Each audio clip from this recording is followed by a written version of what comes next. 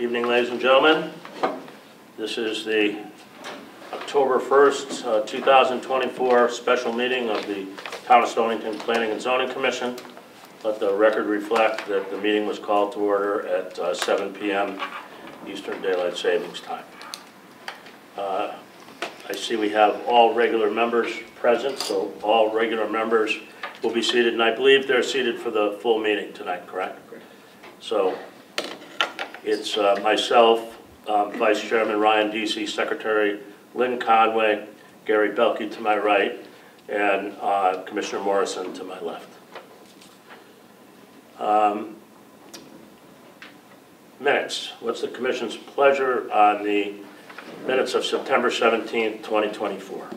Mr. Chairman, I make a motion to approve the minutes from meeting number 1768 from September 17, 2024, as written and submitted. Motion to approve by Commissioner Deasy. Thank you, Ryan. Is there a second? I second the motion. Seconded by Commissioner Belke. Any discussion on the minutes? Hearing none, all in favor? Aye. Chair votes aye, motion passes. This is a point for public comment. Is there anyone in the audience that would like to make a public comment?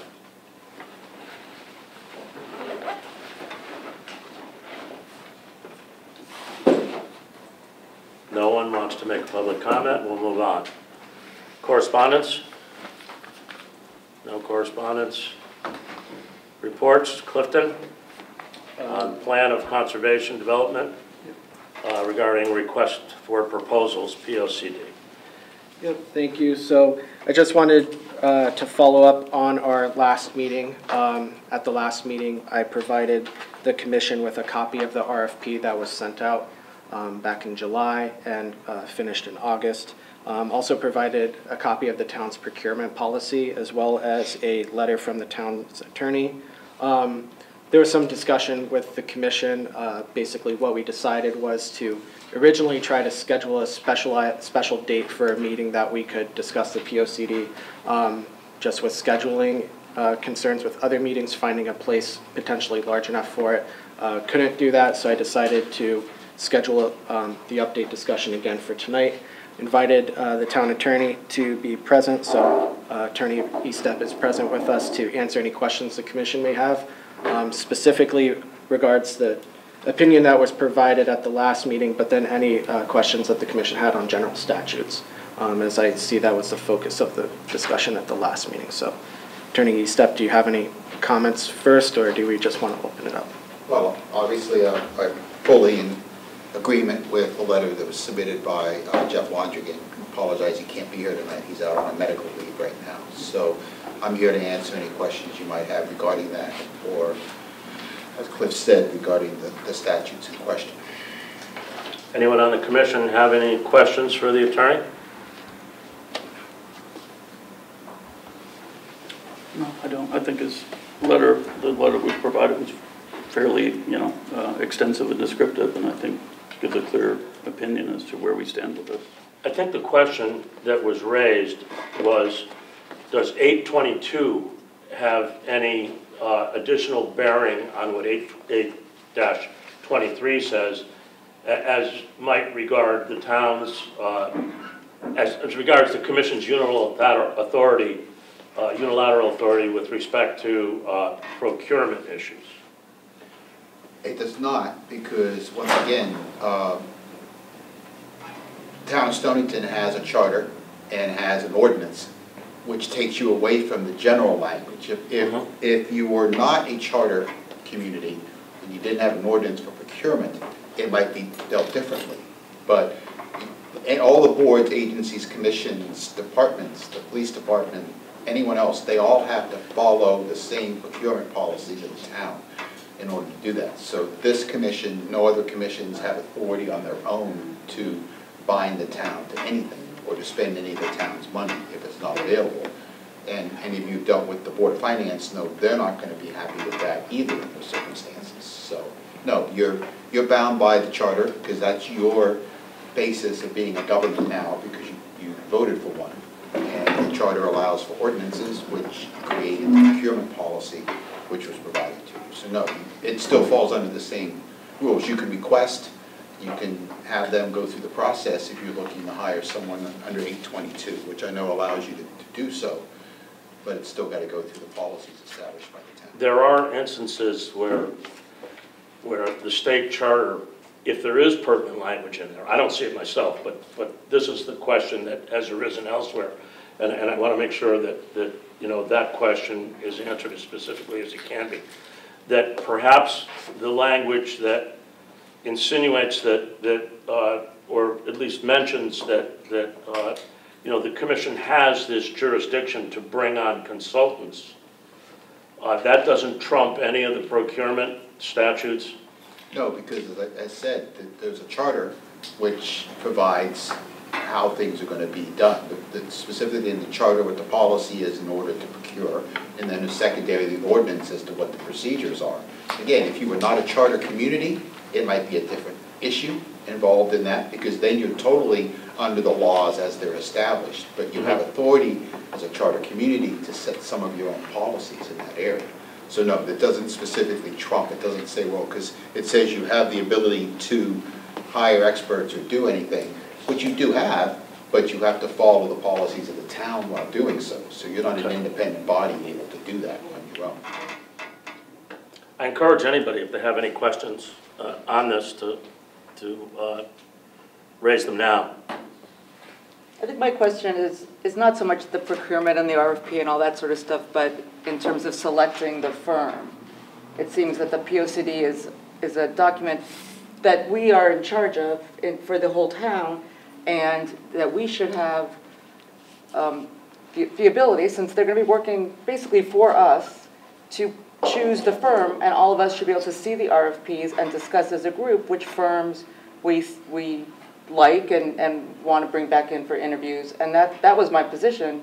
My point wasn't that, yes, you know, we don't have the money, it all goes to the town and the procurement, but in terms of selecting the firm, I think that and I'm not going to back down from this, and I'll be the one vote that's against this, that it is our job as a commission to bring on that firm. To actually do the selection. Yes. Okay.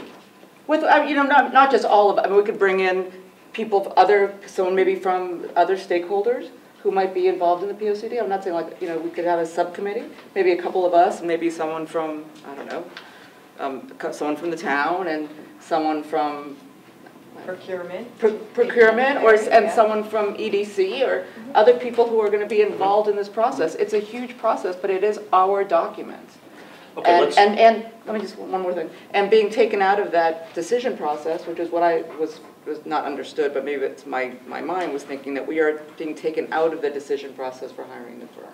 Okay, I'll say that's not the perception I had at the time. All right, so that's the perception I I thought had. your perception was going the other way, that we should be, from the very beginning, having been involved in actually writing the RFP. Well, I do think that, but it's too late for that. Okay. But I mean, I read the RFP, it is so broad, and, you know, we bring somebody in, we can negotiate the scope or Right. tweak the scope a little bit.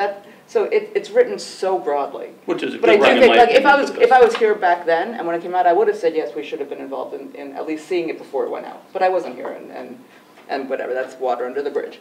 But like I said, it's such a broad, I mean, a lot of RFPs, it's so broad that, I mean, if you've read it, we can do pretty much whatever we want. Which is a good thing, I think. Yeah. Especially So, for that you kind of know, discussion. I mean, the question is, like, once we bring on the firm and we go through the RFP, we can say, like, oh, maybe we want to, I don't know, like, we don't need all of this, we don't need this, whatever it is. But that's something that can be negotiated once we see the, you know, the company or, you know, firm that we hire. We can negotiate, you know, you can negotiate within the contract, you know, the RFP once we award the contract. Right, the details. Yeah, we can negotiate the details once we pick a firm, and if it is, like you said, it's a QBS process, I mean, there should be no money in the RFPs.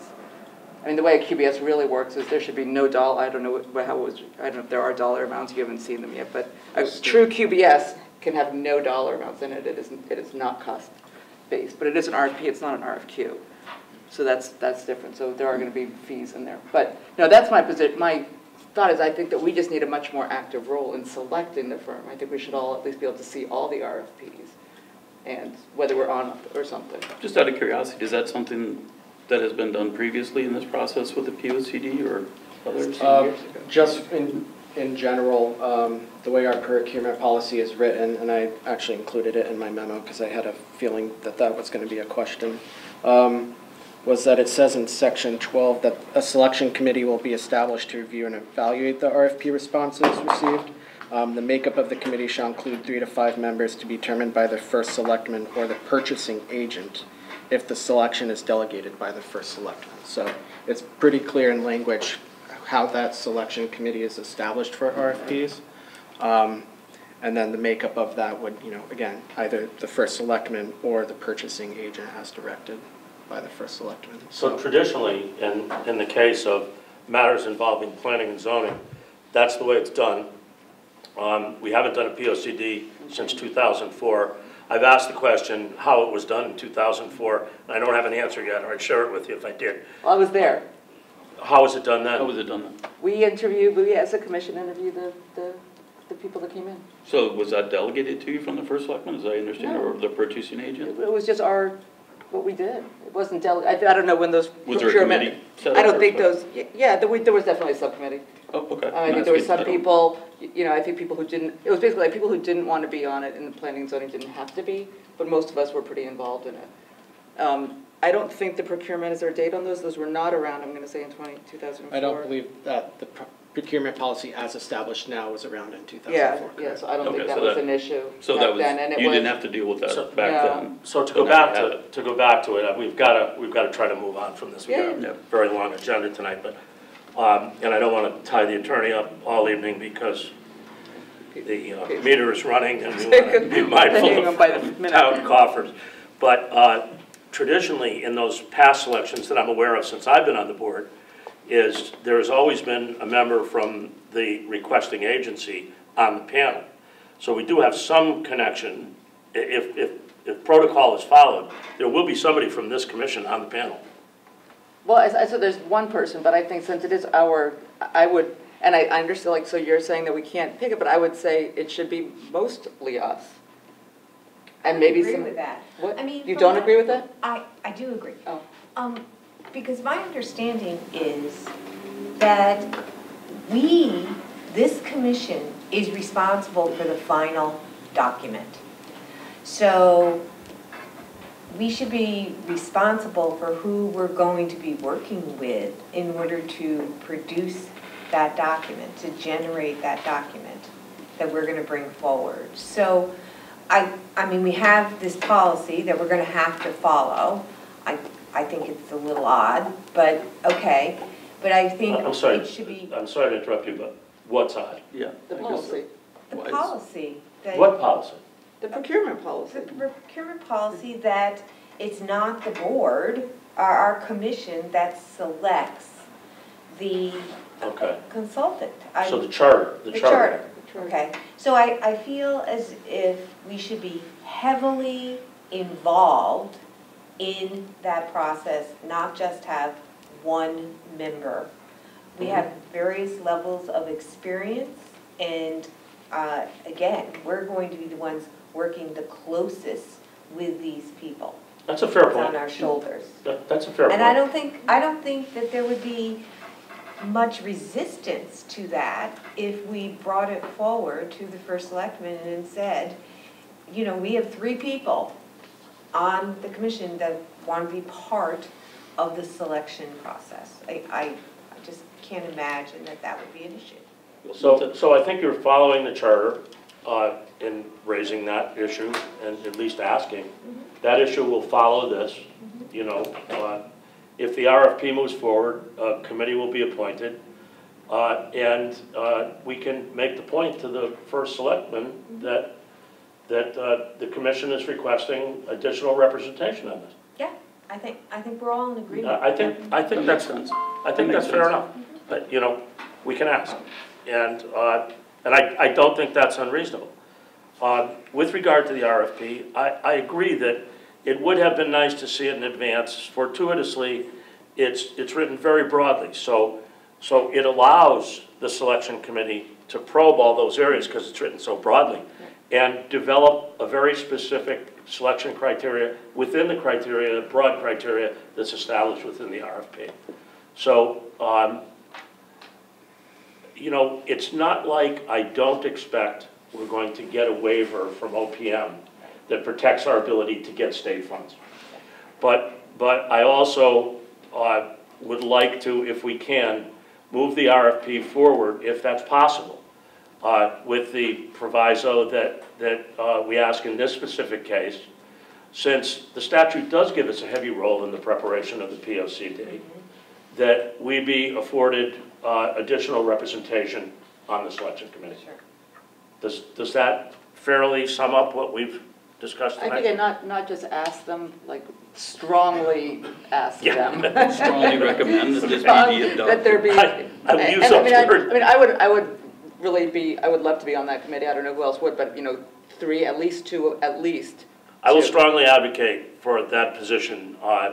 You know, we're not the appointing authority, so we're you know, sort of limited to that. But I would think that it does make sense, since we are responsible, since there will be, as you say, someone from procurement that makes sure that everything with regard to set-asides and things that we're not all experts in, affirmative action, those types of things, which have to be protected under a procurement like this, and elements of contemporary planning that our planner brings to the table.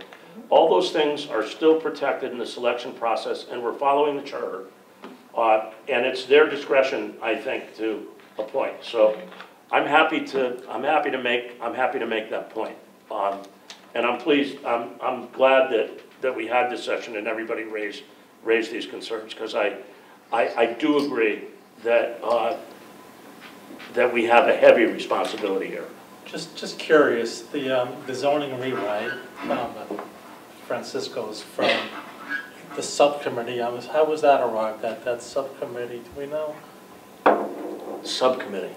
Well, who picked Francisco's firm? That was, Francisco's firm was picked, and Dave and I were appointed to the selection committee. Okay.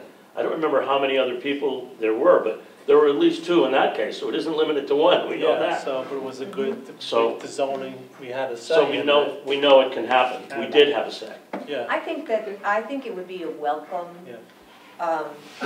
comment to bring. I'm sure that people want us to be involved. Yeah. They want to make sure that we have our eye on the ball here. And I think it's going to be welcome.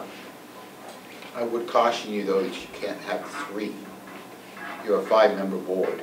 If you have 3 members on any committee, you would now have a quorum, which means you have to have a meeting posted for each time that you're doing it. Because you're not members being invited to another meeting, you in fact are now part of that meeting. So that's probably the reason there were only 2 previously. Because Okay. 3 kicks you into That's a very good FOI point. issues. Yeah. That's a very good point. And since I represent the town on FOI issues, I'd be going up there when you don't post your stuff, I'd be dealing with it, so. But also, we could just post it as a meeting. You could, but that just, all the issues involved in that become tied in with that as far as. Yeah. Well, That's- Well, because let's put it this way. If the board empowers me to have this discussion, we'll have to take into consideration those issues, and then as a board, we'll figure out who is best to represent the board or wait a minute, I'm sorry, we're not the appointing authority, we can't do that either. So you know, I'd like to know, and you can register your interest with Clifton, who would be interested in serving in that capacity. Any other further questions for the lawyer? Thank you very much, sir. Thank you. And go ahead. Sorry to disturb your evening, Counselor. No problem. My wife works late on Tuesdays. So Appreciate thank it. you. Thank you. Carly has a question.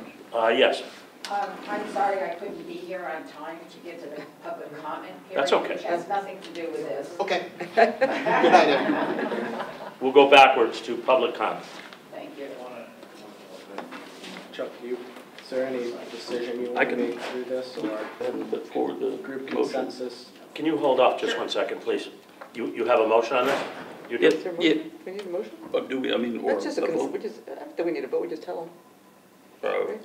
Is it okay then? So we are all in agreement that we want to move forward with the RFP process? I think what would be best is, since this should have come to the board and been authorized before it really went out to the public. There's no harm done, our lawyers have said that, and we've come to agreement on the composition of the selection committee as to how we're going to request representation, or greater representation of this panel on the selection committee. I think to clear the record, the best thing to do would be to authorize the RFP to proceed, and that's really all we need. Do you agree? Yeah, I mean, I think that would be the best just for the record. Right. Okay. So a motion to do that to Sure, have a... why not? Sure. All right, Mr. Chairman, I make a motion to approve the RFP to move forward in the process with the specific notation that we are requesting that the select person consider at least 2 members of the P&Z board to be part of the decision committee. Does that cover it for everyone? Motion made by Commissioner Deasy. Is there a second? I second the motion. Seconded by Gary. Thank you, Gary. Any discussion on that motion? I would just add the word strongly advocate into the motion. I think that was the expression of the board. Yep. And I will also make that known myself with a call. Okay. So any further discussion on the motion? All in favor? Aye. Is that 4 ayes?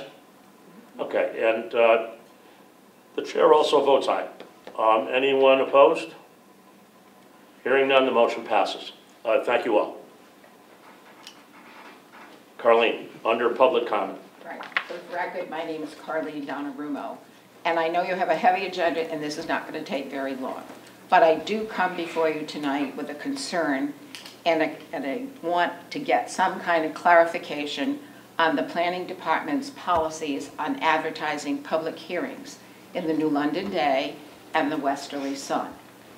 I'm happy that the legal advertisements do appear in the Westerly Sun because a lot of Pawcatuck residents do not subscribe to the New London Day. And this has been a long-established policy of the two newspapers, and I believe it's been by court order. What I also believe is that it has been an established policy that all public hearings are included in the legal ad, meaning brand new applications, as well as continued public hearings. Tonight there are 2 public hearings on the agenda. So I am perplexed as to why the first public hearing, a continued public hearing on the proposed text amendment, does not appear in the legal ad. And I brought copies of Friday's legal ad in the paper where there's only the second public hearing that is recorded.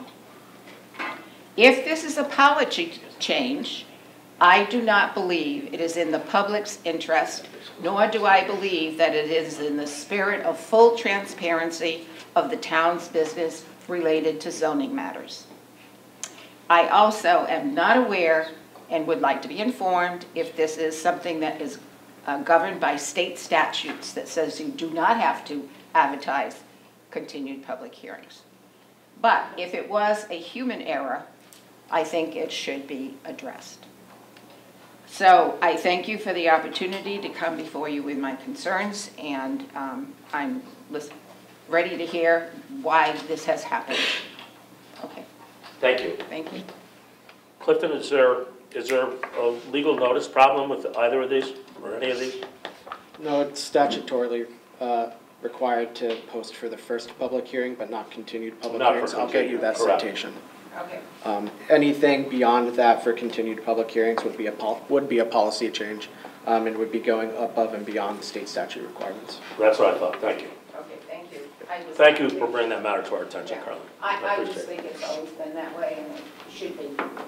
Anyway, it's only a little bit more that the town has to pay for.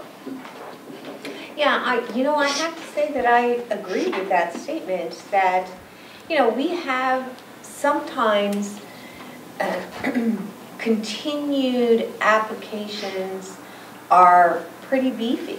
and they're pretty high profile for the community.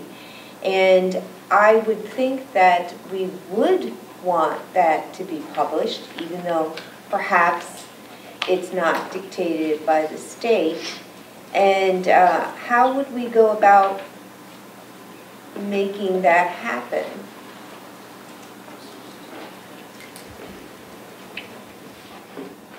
Funding. I mean, the short answer is it would be a policy change against what we've traditionally done, or as long as I've been present here. And so, you know, if we went in a different direction, I'd have to look at the funding to make sure how much extra we needed. I don't see it as a terribly intensive cost, but it is a cost. And so I'd have to look into that. So I don't have an answer for you tonight. I'd have to get you one in another meeting. I appreciate it, because I think this is an important point. Again, when it's a continuation, it's a hot topic.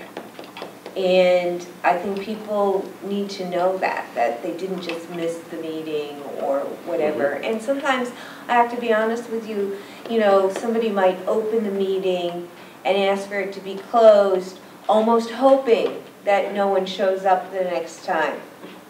So I think that would be a good way to prevent that from taking place as well. So that'd be great. Makes me wonder how, this is another acquisition question. You know, normally in the charter, it specifies whether it's services or goods that are being purchased, there's a maximum value before it has to go out to bid, or RFP.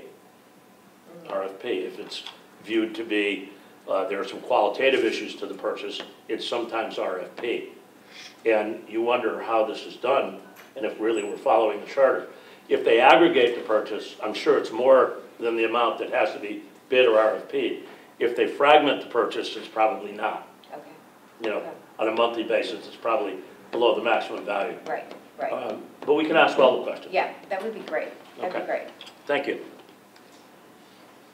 All right, so we're back on the agenda. We've finished up on staff reports. Thank you all again for that. I appreciate the consideration of all of you in moving it forward. It's an important matter, and I think it's important that we were able to reach consensus on that. My thanks to each of you. No report from myself. Anyone else have anything for the good of the commission? Hearing none, moving on to zoning enforcement violations. Nothing specific. We come to the first item for administrative review, Town of Stonington. I see our landscape architect is here. There's no legal ad that has to be read for administrative review, that is correct. Anyone from the town at all? Just me today. Okay. Please introduce yourself and proceed. Good evening, everyone. For the record, my name is Chad Frost with Kent Frost Landscape Architecture, here on behalf of the town, on behalf of Mystic River Boathouse Park. So you approved this last year, and one of the stipulations of your approval was to come back if we had any revisions through OSTA DOT. And technically that stipulation said to go to staff, but we felt it was worth just bringing back to you since this is a public park, and you'll be noticing it as you drive in. So the very minor revision, but just wanted to bring it to your attention, this is the approved plan. The only revision happened at the entrance driveway. So if you remember, we have an entrance coming in and an exit going out that's shared with Delamar Hotel.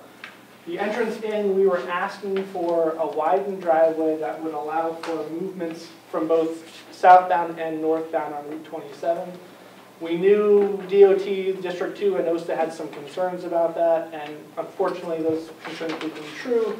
What they requested and required us to do was to restrict it to right turn in only. So there's no left turns into the site. So if you're going northbound on Route 27, you can't turn in, you have to go down, turn around, and come back again. Their concern was that there could be a backup of traffic waiting to turn left at the light into the Seaport parking lot, and if that backup got too long, it would block traffic trying to turn in, doing that next left-hand turn into the lot. So they required us to change the curb alignment, make it so physically somebody can't make that turn And then the third plan just shows some of the additional signage, basically the no left turn signs and the do not enter signs and some of those things that we had to put around the driveway. So very minor, but wanted you to see it. I think from a functional perspective, it's an important change. You know, it's interesting because I would think that you might have trailers with really big, We will. yeah.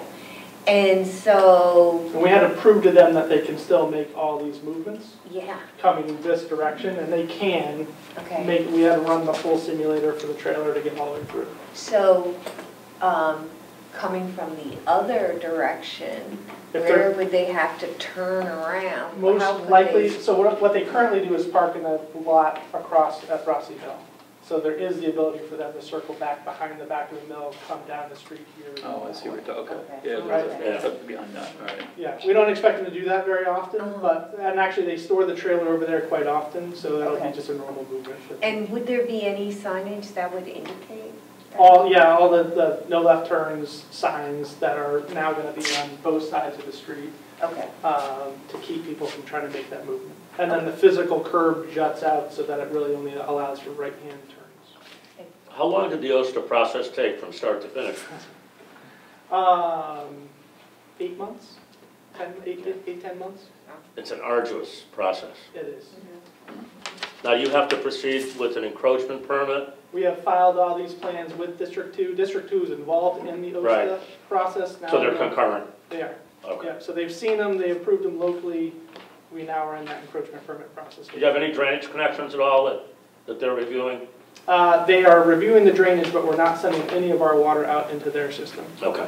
Their system cuts through this site, but we're choosing not to use it because of the condition of their pipe would probably require us to fix their pipe. I know OSTA takes a long time in their process, and they're very thorough in their review. The Corps of Engineers is even longer. My alma mater. Well, if you want to, we just actually received Army Corps permitting for this coastal remediation work, and it was Outstanding. shorter than most of them. So Okay. normally, I totally agree, right now, That's something. the Yeah. process is a little bit quicker, so we're happy with that. Yeah, it was a good set of plans. Good. I told you that the last time. I think that your office and AECom did an outstanding job of detailing this at the planning and zoning phase, so that the modifications by subsequent reviewing agencies are very small. In many cases, the plans that we get are more like preliminary plans, recognizing that you're going to go through exhaustive reviews of, waterway requirements and traffic requirements and federal DOT requirements, and the plans are going to change. But when they're detailed to begin with, it actually goes faster. So, thank you for your attention to detail. Thank you. Now, I guess we have to consider this fully. So, is there an approval required here, Clifton? There is. Anyone have any questions of the applicant? No. Clifton, any other additional information to report? Any waivers or conditions associated with this? Just a simple approval of the application? Yep. Thank you, sir. Mr. Chairman, I make a motion to approve the application as submitted from the town of Stonington for the modified site plan. Motion to approve by Commissioner Deasy. Thank you, Ryan. Is there a second? I second the motion. Seconded by Commissioner Belke. Any discussion on the motion? All in favor? Aye. Anyone opposed?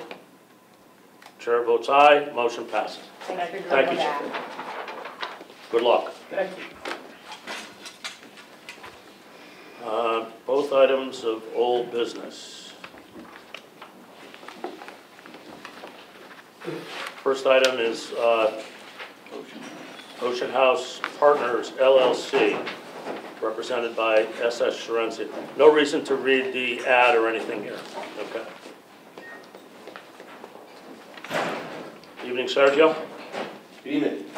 Just gonna set up my tripod. How's the knee? Much better, thank you. Good. I'm glad to hear that.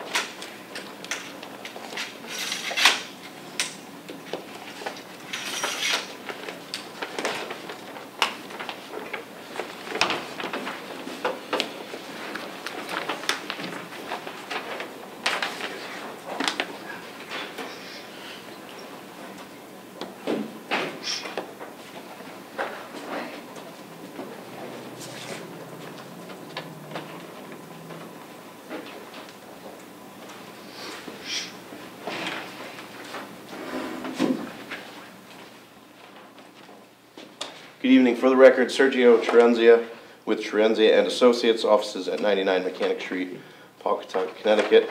For this application, I'm here on behalf of the Ocean House Partners, LLC, property located at 2 Prospect.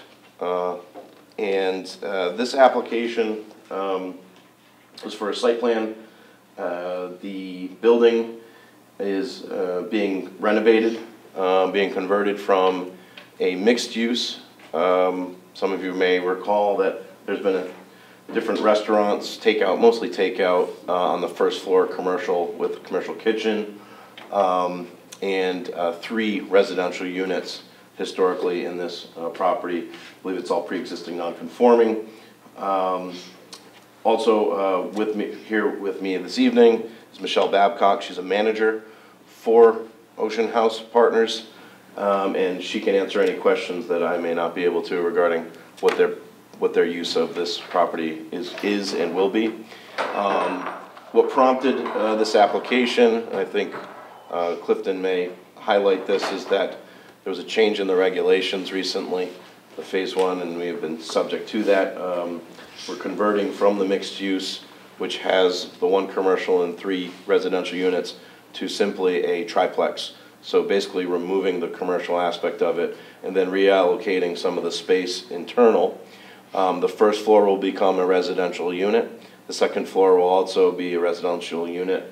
And then the third floor, there'll be a combination of some renovations where those will be the second and the third, will take place on the second and third floors. Some changes in the spaces. But all contained within the building itself. That conversion will remove the commercial use completely. I think the application alluded to maybe a commercial office. There will be no commercial use on this property as part of this application. When we applied, and this is basically when the Ocean House Partners applied for their, they got through zoning and building. It came to light that there was some code issues. Since then, by converting it to a residential structure, some of those, mostly fire code issues, are a little bit more relaxed because it's not considered a commercial use, it's strictly residential. And that weighed into the cost-benefit analysis of the use of this property, and just going to be using it for 3 residential units. We prepared a survey. There's no changes to the site. There's historically been 2 parking spaces basically on this site, with a grassy area just beyond it, and it's enclosed with a fence. It's accessed off Prospect Street. You can see the driveway, the southern portion of the site, and there's residential pretty much surrounding it, with the exception of the office, which I own adjacent to. There's a parking lot to the south. So with that, there was some commentary from your town engineer. However, I had discussed such with Clifton, and his concern was that of the adequacy of parking for the triplex. However, I believe that since we are de-intensifying the use of the site, making it no more non-conforming than it already is, and historically this site has had those 2 spaces, we're going to continue to do so with the same number of residences and actually 1 less use, so it's a less intense use of the property, to leave it just the way it is. Because the desire of my applicant and my client is to just is to only renovate the interior spaces, to rearrange it and renovate it to meet code, so they have the 3 residential units. So that pretty much concludes my presentation in the background. As I said, Michelle Babcock is here if there's any other questions on the property and this application. Any questions of the applicant? So, how many bedrooms are in each unit, proposed unit? I'd have to look that up. I don't know exactly. We didn't do a bedroom count because we're connected to city sewer, so usually we do to pay attention to the number of bedrooms.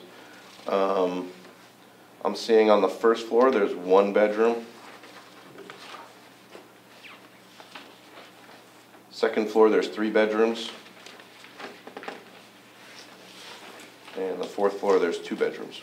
Then actually, there is a loft that has also another 3 bedrooms. So actually, there's 4 complete stories.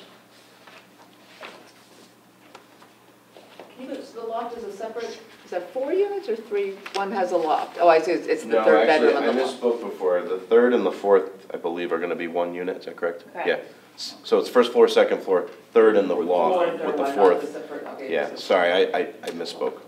So altogether, with all the units, there are 8 bedrooms, is that correct? I believe so, I'm sorry, I didn't add them up in my head. 1, 2, 3, 4, 5, 6, 7, 8, 9. 9, okay. And what's currently there? The number of bedrooms? I don't know, I'd have to look it up. I could do so, but I'm not sure how many bedrooms there are right now. So my point is just about the parking. So, I mean, you've got 2 spaces, you've got 9 bedrooms in the units. So there does seem to be a little bit of a disconnect there. Okay. Can you share some of your parking with them? We, yes. They park there now. Everyone parks there now. Well, everyone parks there now, but they park there. Yes, as, Right? They might yes. have 2 official, but they do park in your lot. Is There- that not true, right? I don't know specifically the people that reside there park in that lot, Come however, into their cars and go into that building. I'm sorry, say it again? I've seen them. Yeah, So- I'm sure. There's a lot of people that park in our lot. There are a lot. But I also want to bring up the fact that the folks that are living here are employees of the Ocean House. They don't, most of them don't have vehicles. They get transportation to and from there. So for this specific use, it's not as much of a concern. But to Ms. Morrison's point, there is parking on the adjacent lot, which we are willing to share with them. Can we stipulate that? I don't have a problem with that, no, if you'd like to. To stipulate that you will share, they can use your lot There for could be some parking? overflow parking, yeah. I do not have a problem with that, no. Do we need to quantify that? Any further questions of the applicant? How many spaces would they need? I believe anything over 2 bedrooms just requires 2 spaces. So you'd need So 3 units, 6. you need 6. So you would There's give them 2 there 4. now, so there'd be 4. So you would lend them. We would work out an arrangement for 4 spaces, correct?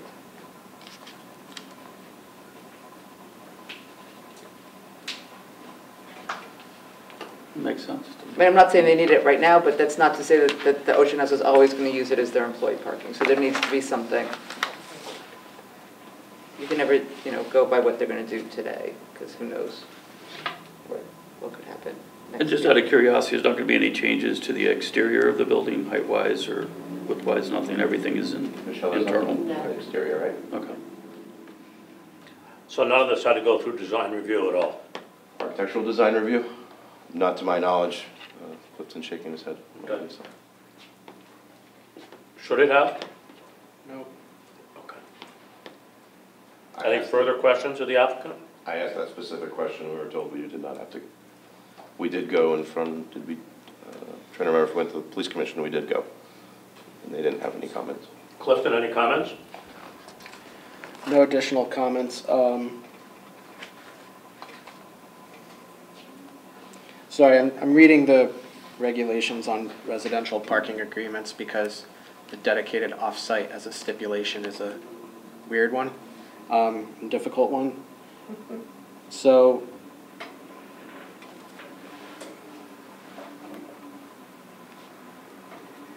it only states that is required for mixed-use developments and not for strictly residential developments. So stipulating anything would be above and beyond what's required in the regulations to do that, and I would recommend against it.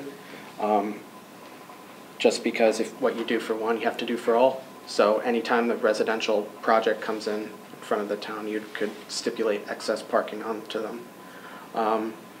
That would be the same if you were doing an ADU or any other residential development that does come before the commission. So I'd caution against doing something like that.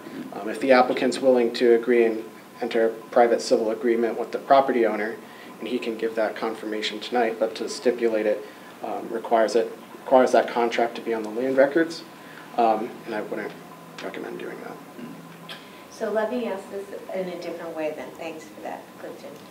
If later on we went from strictly residential back to mixed use, That would require a special use permit, and so the entire And they would have gambit to would, come yeah, back. the entire gambit would start over again. Okay. Basically, by doing this conversion, they're voluntarily removing the mixed use, the commercial element from the site, and so they're voluntarily abandoning it. So in order to start that process again and go back to a mixed use development, then the entire special use permit process would kick up. Okay, Again. thank you. So I think then, are you and would your client be willing privately, not as part of a stipulation, to come to an agreement for that shared parking? Yes. Okay. So I think with that, does that satisfy your concern, and also make sure we're not putting ourselves or the town in a difficult position with stipulations? So it's not going to be a stipulation, or it is going to be a No, stipulation? it won't be a stipulation. This will be a private agreement. Okay, so if there are no further questions, no further comments by Clifton, is that my understanding? Correct. What's the commission's pleasure on the application of Ocean House Partners LLC for site plan approval? Mr. Chairman, I make a motion to approve the application from Ocean House Hotel Partners LLC for the site plan application as submitted. There are 4 recommended. Oh, I didn't see, no. Sorry. They're not on this one, did I miss? I apologize. I don't see it. Oh, no, sorry, that's wrong one. That's the next one. Okay, No, so you're just, none, okay, sorry. So motion made just for the approval of the site plan application Right. as submitted. So a motion made by Commissioner Deasy for approval of the site plan application of Ocean House Partners LLC. Is there a second? I second the motion. Seconded by Commissioner Belke. Thank you both. Any discussion on the motion? Hearing none, all in favor? Aye. Chair votes aye. Anyone opposed? No one's opposed, no abstentions. Application is approved. Thank you, sir. Thank you. And stay right there. For S&C Cassidy, application for coastal area management review for construction of a single-family residence and associated site improvements.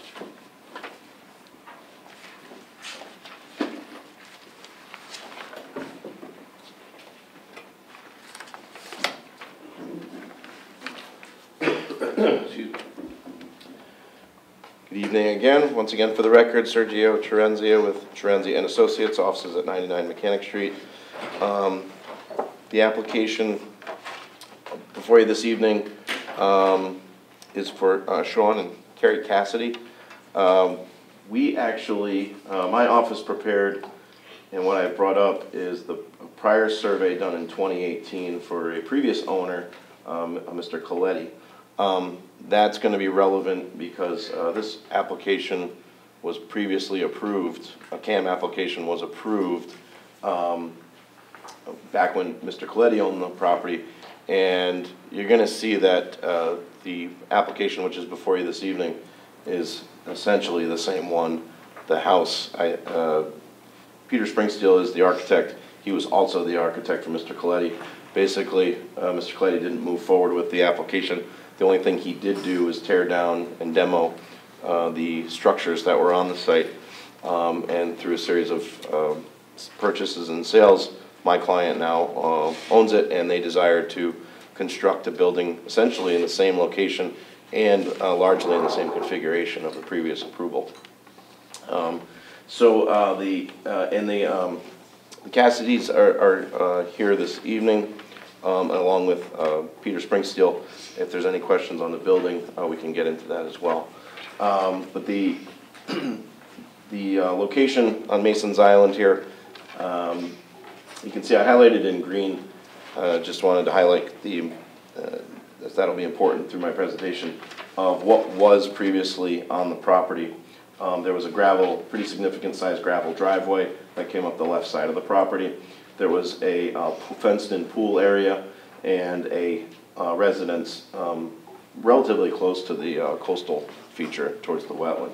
And all that was demoed as part of the previous permit, previous camp permit that was approved. That previous permit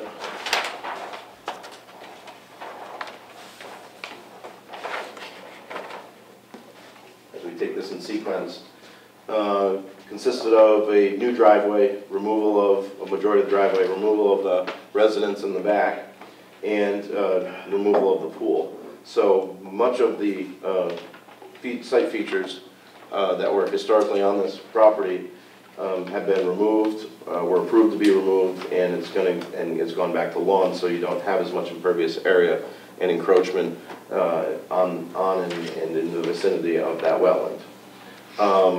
If you can see that just want to kind of lock this into your memory, but this house, you can see the configuration is kind of in this T configuration with the driveway, the septic up front, which was approved by Ledgely Health District, and then in the back was going to be an elevated area that would and a walkout to the east side.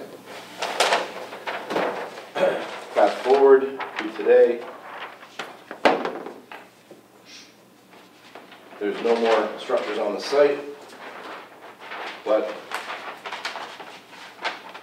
Peter looks like he dusted off the old design and catered it to our current clients to work for what they wanted. But basically, driveway's in the same configuration, septic is in the front, approved by Ledgely.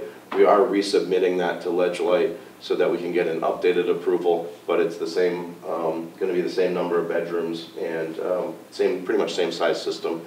Not much has changed within the last, however many, 4 or 5 years that we've done this. We did have the wetlands reflagged to make sure that our coastal feature was accurate up to today's standards. And you can see that the same configuration of the house, same location, generally same orientation. I think the only change really is that there's a covered area in the back, a raised deck and a pervious patio area, as opposed to what was previously approved was just a patio area to the back. So there is some additional structure. As such, there is a slight increase from the impervious area from the previous approval, albeit very slight, but it's an overall reduction if you look at it from the pre-existing condition, if you take into account the gravel driveway and all the structures and the patios, the pool apron, that kind of stuff. So we've pushed the house pretty much up the hill as far as the way we could from the coastal feature, trying to get it also elevated such that we are going to be trying to get it out of the flood zone as well, because this one was smack dab right down in the middle of it, the one that was previously there. There were some commentary from some of the town staff about making sure the building is flood compliant. I believe we've addressed those comments and concerns. And Peter is here if there is any concerns or questions about the building and its code compliancy for flooding. There would be a series of, there's a walkout to the back and also some flood vents that are incorporated per code that will make sure that this building meets flood code compliance.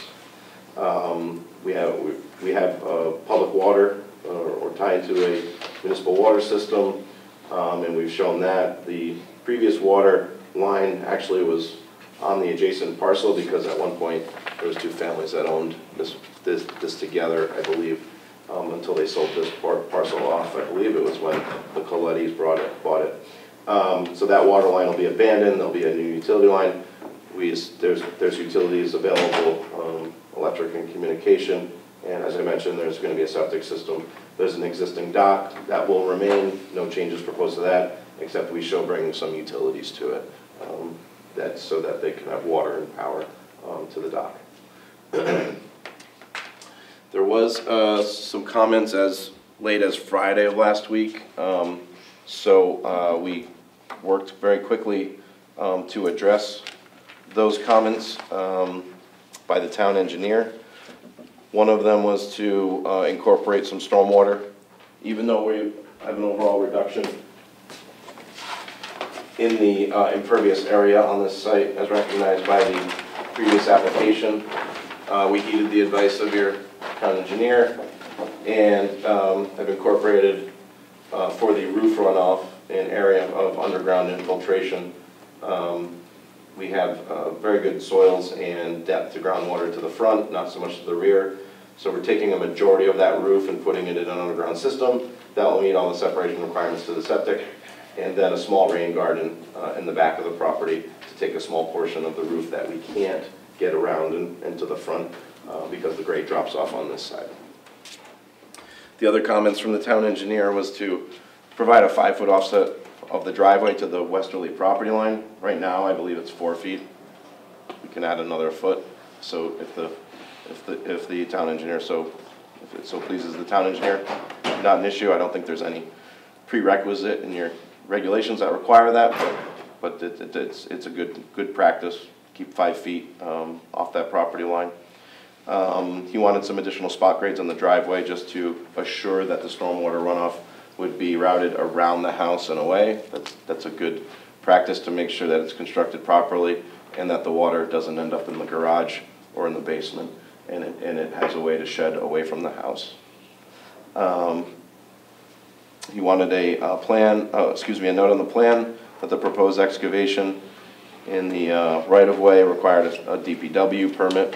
That's a pretty standard requirement, but we will make sure it's noted on the final plan. And he wanted a designation area for stockpile. We will keep that as up gradient as possible. I do not show it on the plan, but I would keep it tight within the LOD that we've specified on the plan. Make sure that it has an appropriate silt fence or straw wattle and erosion controls around it. And obviously that would be stabilized if it's going to be there for extended periods of time and subject to the sediment and erosion controls on the plan. Don't believe there was any other commentary. As I mentioned, we addressed all the code enforcement issues with, I think flooding was the flood code was the biggest issue. Unless I'm missing anything, Clifton, I think that should cover my presentation. As I mentioned, my clients are here, Sean and Carrie, and Peter Springsteel is here if you care to have want to see any details on the building itself. I have those details too if you care to see them.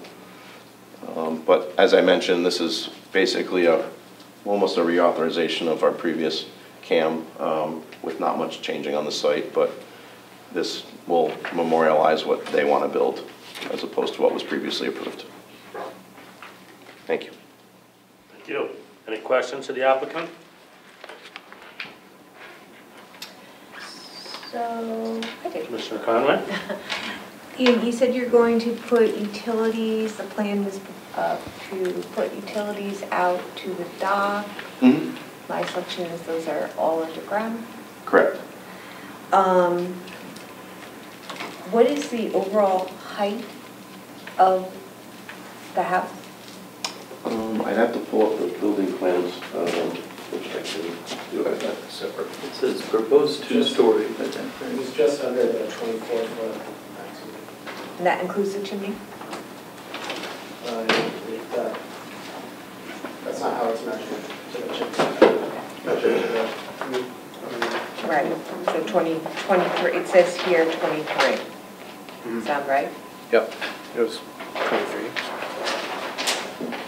Are you gonna, 23, does that sound correct? These are the elevations. Here, Peter, do you mind addressing that? I don't want to misspeak, and Peter designed the building, so. Peter Springsteel, architect, Mr. Connecticut. Yeah.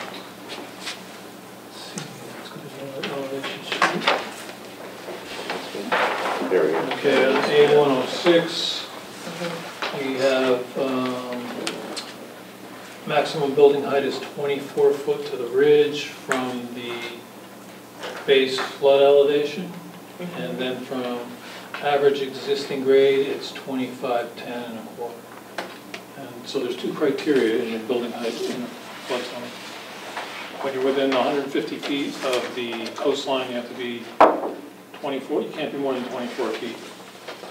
But you also have to comply with that 30 feet from the average grade, not the base flood elevation. So we comply with both of those standards. And I have one other question, well, two other. Are you going to fill the property to raise the house up? You said you were raising the house, making it on higher land. I just want to make sure that that was just that you were backing it away from the water versus I'm backing away and I'm going to raise the ground level up. We're in an A zone, so there is going to be a certain amount of fill that is going to be brought in to elevate the structure. But by bringing it closer to the front of the property, we're already taking advantage of the elevation that's already there.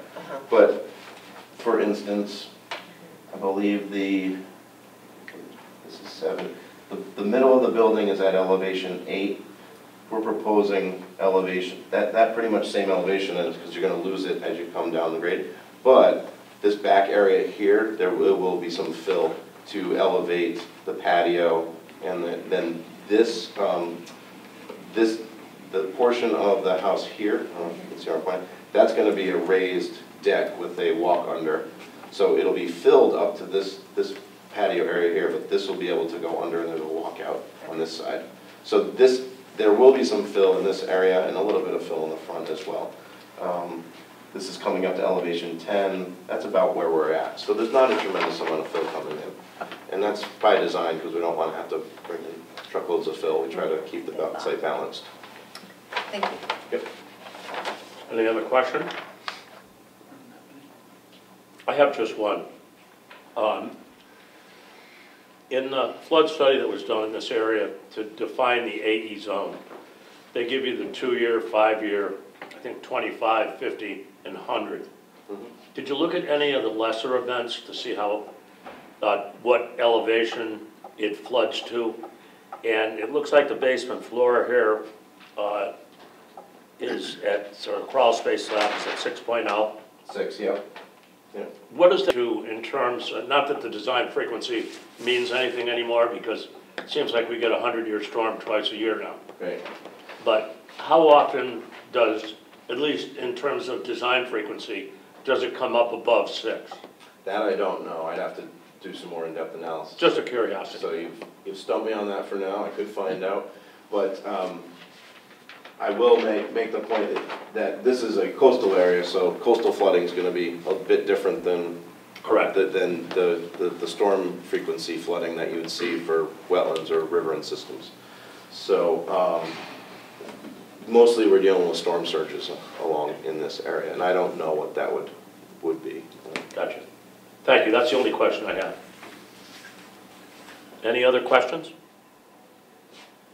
Hearing none. Clifton, any comments? The only comments I had were addressed both through the town engineer's memo, which was provided in the packet, and conversations that were had with the zoning enforcement officer and the building official to review the updated architectural drawings to make sure that they're FEMA compliant.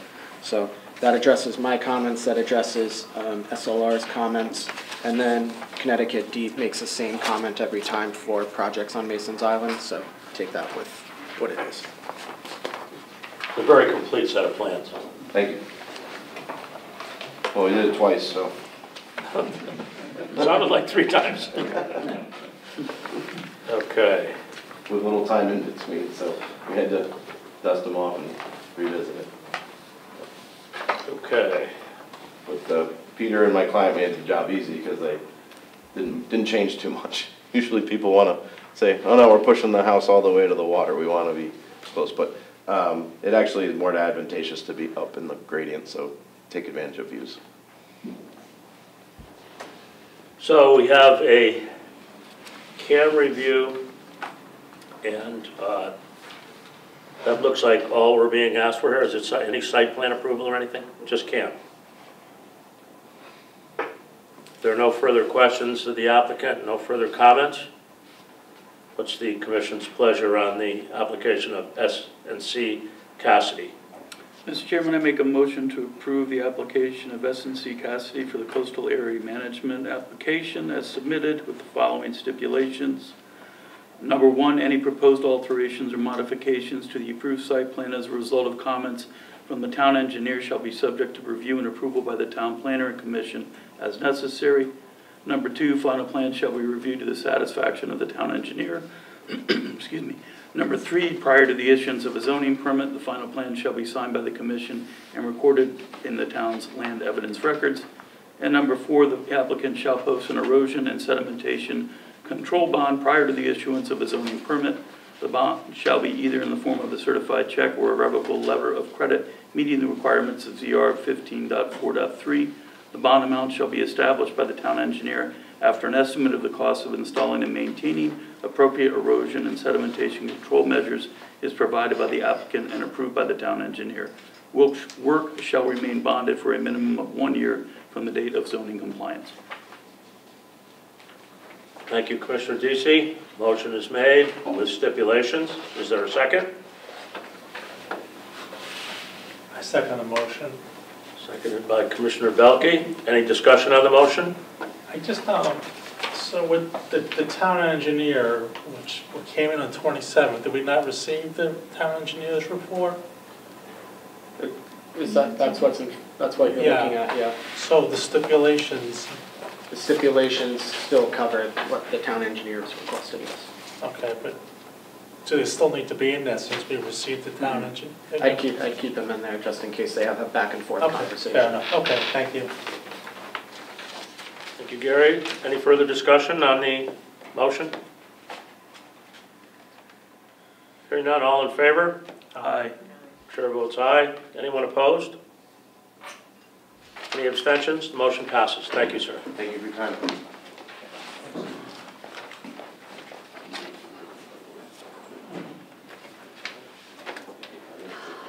Okay, item C.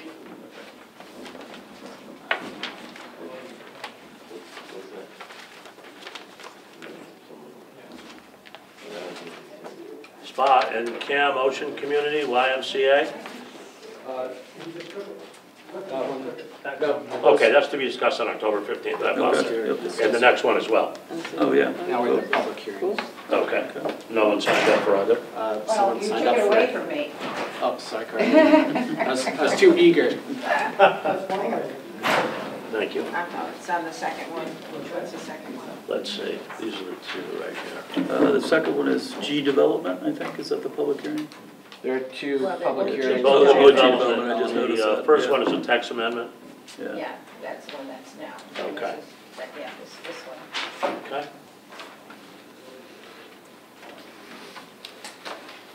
So could we just read the synopsis of this application? We're going to open the public hearing for G Development LLC, S. Sherenzia representing the applicant. Lynn, do you have something to read? You can just read the notice in the public hearing. Okay, perfect. Okay. Be pursuant to this statement? Actually, I think we can waive it. This is continued from September 17th. So I think we simply need a motion to reopen the public hearing. Mr. Chairman, I make a motion to reopen the public hearing for G Development LLC for PZ 2418RA. Motion made by Ryan. Thank you, Ryan, to reopen the public hearing. Is there a second? I second the motion. Seconded by Gary. Thank you, sir. Any discussion on the motion? All in favor? Aye. Chair votes aye. Anyone opposed? Motion passes. The way the public hearing works here is, and everywhere actually, is the applicant makes a presentation. Commission has an opportunity to raise questions and have a discussion with the applicant. The staff has its input. At the conclusion of that, the public has an opportunity to speak. If you've signed up, you'll be recognized first. If anyone wants to sign up, the sign-up sheets are right up here. You can just come around to the rear and sign up for either item in the public hearing agenda. They're both the same applicant. One is for a text amendment to the zoning regs, the other is a special permit use. And after the public has spoken, the applicant gets an opportunity for a rebuttal, and the public can rebut what the applicant's rebuttal is, and we'll go back and forth until everybody's said their piece. And with that in mind, is Mr. Sherenzia here to go forward on this? Mr. Chairman, he's in the hall. My name is Michael Carey. I'm a lawyer with the firm Sussman Shapiro, Wilburn and Green. Good evening, sir. Good evening to you all. Thank you all for having us. Thank you all for accommodating my vacation back in September. I think that's why this hearing, all of this was continued. Hope you enjoy yourself. I did, actually, yes. I did very much. I really don't have very much to say on the text change. I would refer you all to the town planner's comments, particularly page 3. Well, I shouldn't say page 3. I think it's page 2. Where I believe he recommends that this proposed text amendment be adopted. It's a matter of, I think, reinstating some language, a mechanism that was inadvertently removed from the regulations when the last phase, I think it's the last phase, was adopted back in November. So I won't belabor this. I don't know that Sergio has, Mr. Transi has much to say about this application. But if you have any questions for me, I'll try to answer them as best I can. Why don't you go lasso him and get him back in there?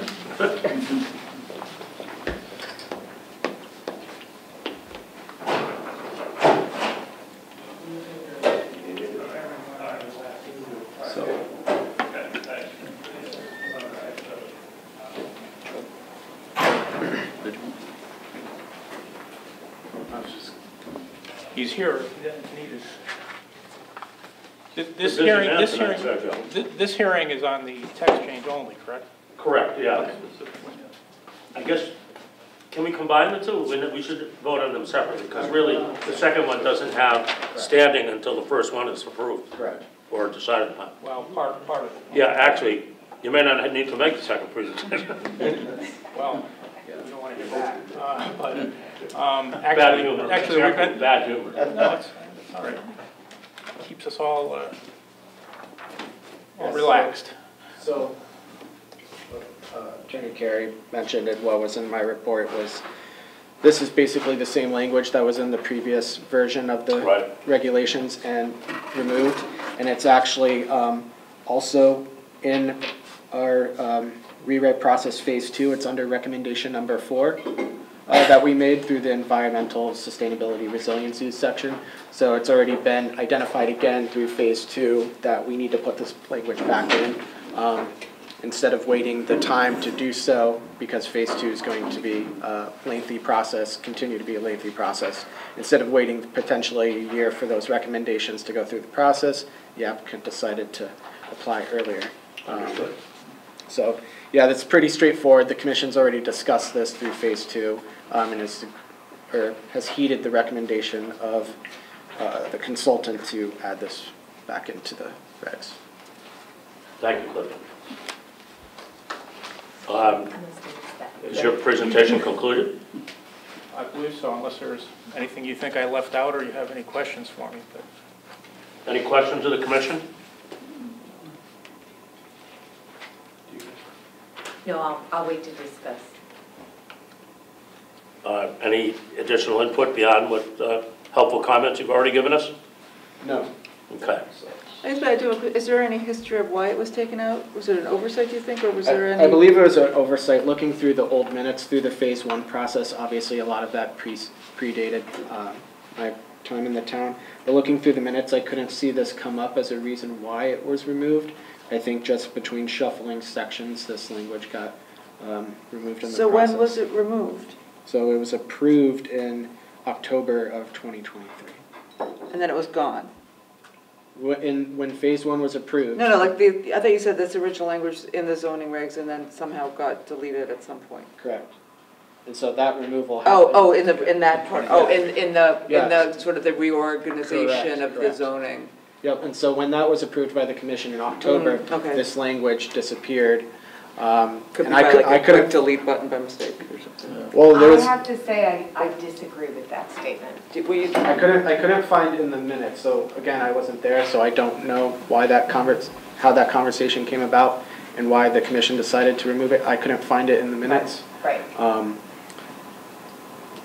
I cannot swear that what I'm about to say is correct, but my recollection is that in the comments by the consultant, it was reported that it had been removed inadvertently. It's not something that I would have thought of. I saw it somewhere. Yeah, we have the summaries of the recommendations that came through the first subsection of phase 2 when we did the environmental work. And this came up under recommendation number 4. And that kind of didn't get too much conversation from the commission at the time, but it was present through that process. Any other questions for Clifton? No, not for Clifton. Hearing that, But if I could also say, yes. I think that reinserting this language will serve a useful purpose, not just to the commission and the town, but to property owners, and that it reinstates, for lack of a better term, opportunities to exceed technical dimensional requirements in certain prescribed situations. And that I think that safety valve, so to speak, will be useful to the commission and to the property owners. So that's now all I have, unless Mr. Terenza has. He'll have a lot more to say if we do the next one. Thank you. All right, thank you, Mr. Chairman. Okay, any other questions based on the last statements? No other input? I would like to say one thing, Mr. Chair, if you don't mind. No, by all means, please proceed. Just anecdotally, historically, I had a hotel in Westerly. I know it's a state over and a town over, but we actually promulgated an amendment there, and specifically for an area that is prone to flooding. When you have these areas in flood zones, and I wasn't here earlier for Mr. Carey's testimony, but often it is difficult to find locations for mechanicals and specifically we got a amendment for the Hotel Maria, if you're familiar with that, for an elevator overrun. Right. So that was recent. Within the last, they've been, I think it's within the last 10 years, maybe in the last 5 years. He was affected by Hurricane Sandy. Place got demolished, and to rebuild out of those ashes, and it was a nice project. You can't really see it on that site because of the massing of that structure, but it was a necessity, and so we didn't come up with this in a vacuum. Your town consultants, this is something that they brought up to be put back in, and I will point out it is restricted just to flood zone areas now. Correct. The previous, I believe the previous, which was included, was just a general height exception. So I think it's warranted in areas that require it in these flood prone areas. So just Thank you, some sir. other anecdotal Important point. No other comments from either of the representatives of the applicant? No. Okay. I don't have anybody signed up on the speakers list here. Does anyone wish to make a statement either for, against, or just a general comment about this application? Again, anyone wish to make a comment? Hearing none, does anyone have any other comments on the board on this application? I think. Well, before you close the public hearing. Yeah. No other comments? No, because we're going to discuss it. Okay. So a motion to close, I believe, is in order. Mr. Chairman, I make a motion to close this public hearing. Second. Is there a second? Second. She seconded. Thank you both. Anyone in favor of the motion to close? Aye. Aye. Aye. It's unanimous. Motion is passed. What's the commission's pleasure on this application? Mr. Chairman, I make a motion to approve the application as submitted for the zoning regulations text amendment application. Are there any stipulations? Oh, I'm sorry, I don't have full access to my computer to the staff. There are no recommended stipulations. Okay, no stipulations. The motion's made to approve the text amendment by Commissioner Deasy. Is there a second? Second the motion. Seconded by Commissioner Belke. Thank you both. All in favor of the motion? Aye. What? Oh, sorry, I think was we there wanna talk discussion? about it. I'm sorry? We should talk about it. I'm sorry, you had comments. I apologize. Mine is not working that well tonight. I apologize. No. Discussion on the motion, I'm sorry. So I have to say that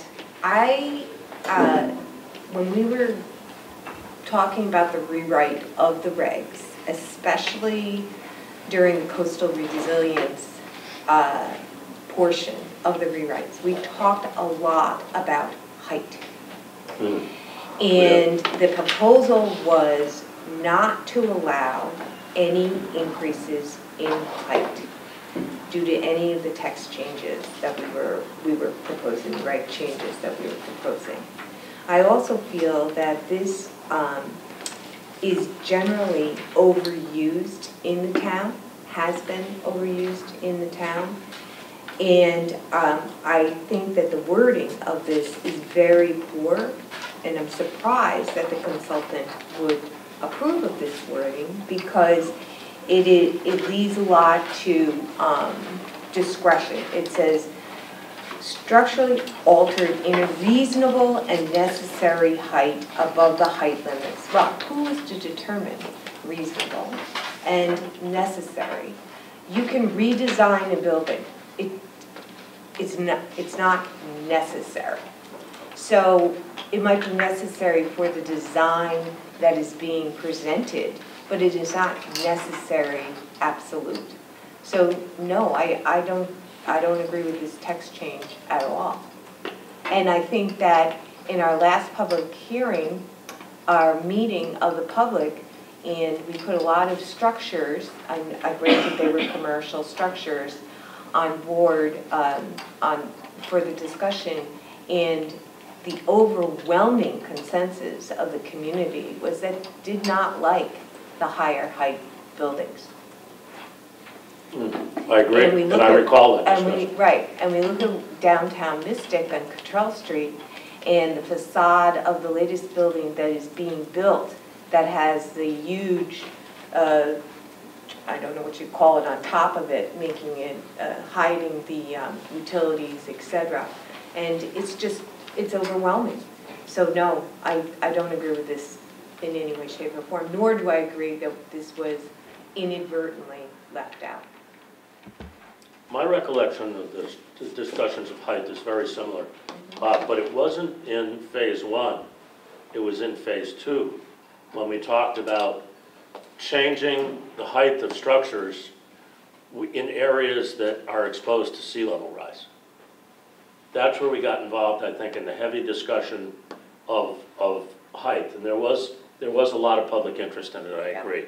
But it wasn't in phase 1, it was in phase 2 that I recall it. I just may have missed the phase 1 meeting, but I definitely recall in phase 2 that there was public interest in the area of not adjusting the height when we had to, in cases where sea level rise impacted the first floor elevation. Exactly. Any other items for discussion on this? I mean, I have a comment, I'm sort of with Lynn, but I think it says the square footage of a height exception for a commercial structure shall not exceed 75% of the roof area. Now that's a lot. That's a lot. You're saying like, you know, 3/4 of the roof can be 10 feet higher than The rest of the the rest of the building. But for residential, it's only 5%. So that seems odd to me. That is a pretty big disparity. Wouldn't you think? Yeah. Yes, there's that, and like Lynn said, it needs to be really tightened up. There's a lot of maybe or such as, like, you know, a skylight I mean, I can imagine on commercial property, a skylight that's 10 feet high, or than the top of the building, 75% of the building.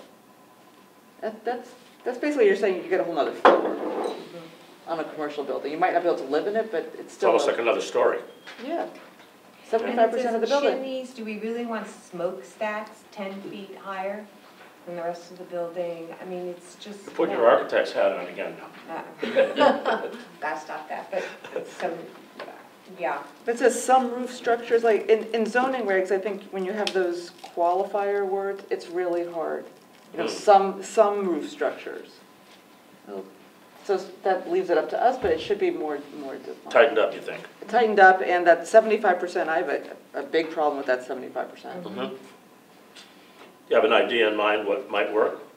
Or you think it 5. has to be discussed? Well, it could be discussed, but I mean, you're going from 5 for residents to 75 for commercial. That just seems, maybe something in between, maybe. I don't think we should rewrite this on the fly. No, I'm not saying to do it now, but I think they need to come back and or tighten it up. Maybe work with the planner on, or something, but. Or not. Or not. Is it something that you might want to table for additional No, because I'd have to submit another text amendment, and that would be a new application. Right. You already closed the public hearing. Oh, we already closed the hearing. Okay. Correct. Mr. Chairman, could I? know that Yes, sir, it's please. closed. Is it not? I'm sorry, it's a regular meeting, you can't speak. Public hearings are closed. I know that. I just want to say, I don't think you can speak. I'm not going to I'm not going to address any of the specific concerns. I'm just going to say it would have been helpful to us if these concerns had been mentioned during the public hearing so we could have addressed them. That's all. But Please, you're out of order. Thank you. I'm sorry, I apologize.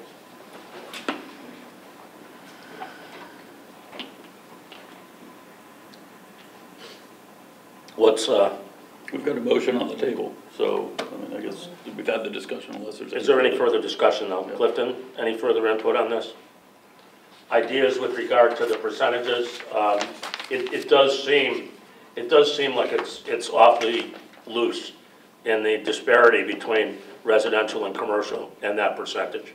I mean, it makes sense if you're thinking about a parapet wall to hide HVAC equipment, especially on a large structure. So it makes sense that it's 75. And you know, in speaking with the zoning enforcement officer, she was in favor of this amendment. Didn't put it in comment for the report, but staff at the time when we went through the phase 2 process and this came up, we were in favor of this recommendation number 4 as written. But 75% isn't, the wall itself wouldn't be 75% of the roof area. It's going to be that wide, you know, and that's also, if you measured it that way, like, yes, it's covering 75%, right? But you're saying like a parapet wall physically is not going to be 75%. It's just going to be a wall with the HVAC underneath. It's covering, but yeah, if you took 3/4 of the building and. But you put the wall around it, so, but that's not covering, that's, area-wise, you're saying area-wise, it's not 75% of the building. It's the actual physical area of the wall would not be that. So you could calculate, yes, say you had that, the HVAC is on the roof and the wall is, you know, rectangular around. Rectangular around it, which you would typically see on like multifamily. Right, but that could be, it's covering 75, like it's blocking 75%, but you're saying, but now you're saying you could also just, I know what I'm trying to say, Ben. You're blocking 75%, You're but. blocking, but you're not covering. Yeah, but saying 75%, it could be something that is covering the entire 75%. Which would almost be another story. Yeah, Right. yeah. It's just poorly written. But and it just- to be quite frank, that's neither necessary. It's not necessary. It can be, you know, covering air conditioning units, etc. Does not have to be on the roof. They don't have to be on the roof. Nor does it have to, the building itself have to be that tall that you would need an additional 10 feet. You can cover it, make the building lower. So I just have to say, I just don't think this should be amended on the fly. We've got something in front of us, and I think we should deny it. This is only for floodplain zones, right? Correct. Flood hazard overlay district. You know, so in some cases, it is not that easy in a floodplain zone, because you'd have to have the mechanical equipment elevated above the flood zone. So, you know, it is much more difficult and a challenge on the site, and you'd either have to build a new structure or fill massive areas, you know, to get the equipment up to that height. So I can see why you need it. What I don't see is the need for the extent of it, 75%. That's a very good point. I think that's high. I'm just thinking that even in cases where you build a parapet, you know, which extends beyond the vertical height, it's usually offset from the edge of the building significantly, and it doesn't cover 75% of the roof. It's offset in all directions, so that it's a small area in the center of the building that works through drop-down plenums. You know, I can see if you didn't use drop-down plenums, you know, and you wanted to distribute everything on the roof, 75% would be a real cheap way to go. But I don't know, 75% does seem extensive. Well, and one last thing, I mean, since we are in the middle of this zoning rewrite, this might get you know, we can talk about it in that as well. I mean, you know, we're not in a rush to do this tonight. We are in the middle of a zoning rewrite where this would, you know, come back in, or where they could come back. I'm just trying to understand it, that's all. I'm not... Yeah, no, I'm just saying, the 75% is... Yeah, that jumps out at me the same way it does you. When I first looked at it, I thought it was 7.5, and then I'm like, no, there's no decimal there. So we have a motion on the table. The motion is to approve. Is the commission ready to vote on the motion? Yes. Okay, so all in favor of the motion, maybe we raise our hands in this case so that it's easier to count the votes. All in favor? I will be. One in favor. Anyone opposed? 3 opposed. The chair abstains to maintain a neutral role on the issue, which I'm supposed to do. And the motion does not pass, 3-1. Is there another motion on this application? Not necessary? All right. You would have to make a motion. You have to make a motion to deny, right? Right. Okay. Mr. Chairman, I make a motion to deny the application as submitted. Motion by Ryan to deny. Thank you, Ryan. Is there a second? Second. Seconded by Commissioner Morrissey. Any discussion? Ditto to what we just discussed? I'd ask for clarification in the record of why. Yeah, why? And There has to be a reason. And what the solution needs to be.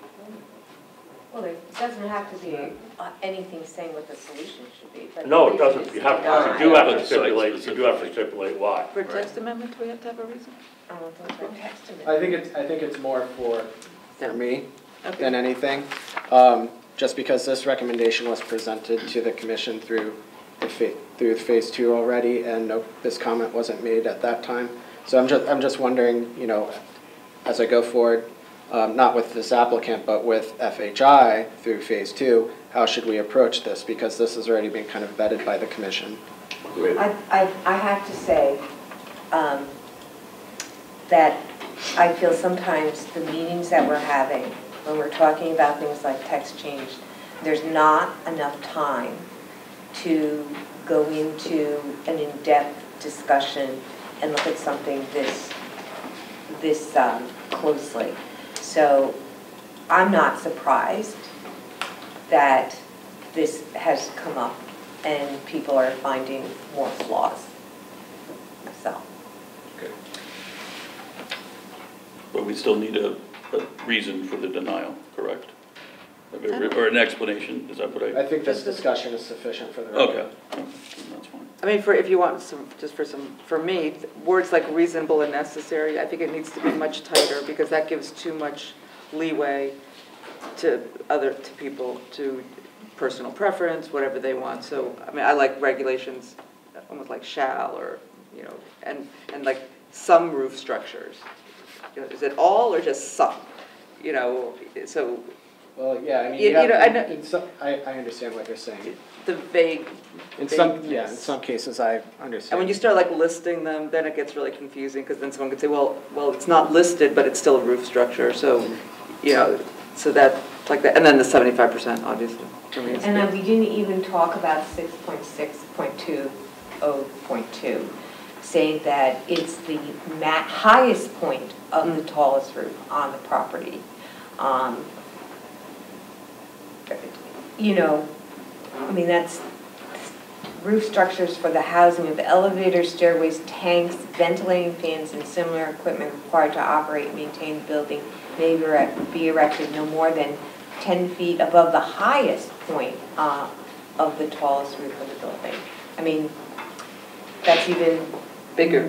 bigger. So, no, I think that there's a lot of things here that just aren't in keeping with how we're trying to work with the regulations. So the reason is, again, the reason that's going to be stipulated on the record? I don't think it needs a stipulation. I think this conversation or discussion is sufficient. Okay, fine. So as stipulated in the discussion leading up to the vote? Yeah. Okay. Any further discussion on the motion to deny? Okay, so motion is denied. We move on to the next matter. We didn't vote. Well, no, we didn't vote, I don't think, on the motion to deny. Oh, that's right, I apologize. So, all in favor of the motion to deny, please raise your hand. So 3, the chair abstains. All opposed to the motion to deny? So it's 3-1, the motion to deny passes. The application is denied.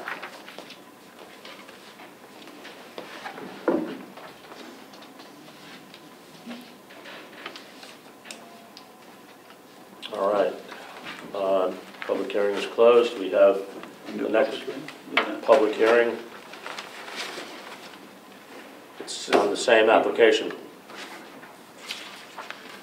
May I speak? You may. Okay, it's not on that, but it's related.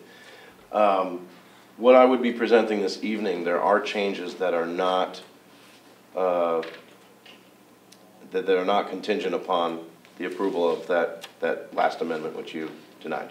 It's entirely up to you if you want to proceed. There are some changes that we would like to present to you as modification, but I believe you'd have to stipulate that the changes that had to do with height cannot be granted.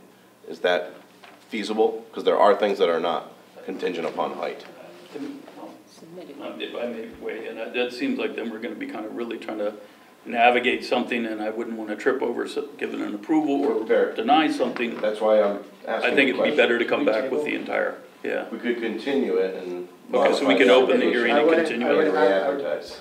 Oh, sorry, go ahead. I would ask the commission to table this Okay, application. table. Yes. And not Okay. even, not You have to even, open it first. I would right? not open it. I would table it. Oh, just table it, Just so not table. open it. Correct. Okay. Could you just submit some revised plans?